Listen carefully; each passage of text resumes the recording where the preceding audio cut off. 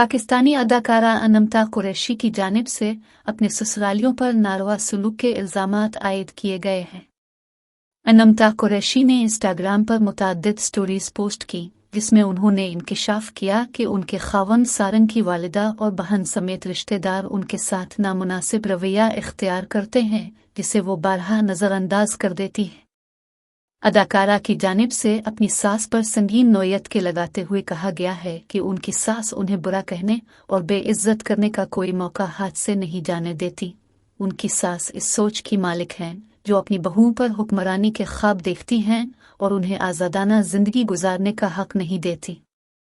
उन्होंने ये भी बताया कि मेरी सास मुझे गुज़िश्ता कई अरसे से जिस्मानी और ज़बानी तशद्दुद का निशाना बना रही हैं, जबकि उनकी बहन फरहीन काजी ने मेरी वालिदा पर तशद्दुद किया जिससे उनका पाँव फ्रैक्चर हो गया। अनमता कुरैशी ने इंकिशाफ किया कि उनके शौहर काम के सिलसिले में घर से दूर होते हैं। इस दौरान उनकी सास उन पर जुल्म और सितम ढाती हैं, यहाँ तक कि उन्हें खाने को नहीं देती और सास की वजह से उन्हें भूखा रहना पड़ता है। वो राशन की सब चीज़ें उनसे छुपाए रखती हैं कि ये सब सामान भी अदाकारा के पैसों का आता है।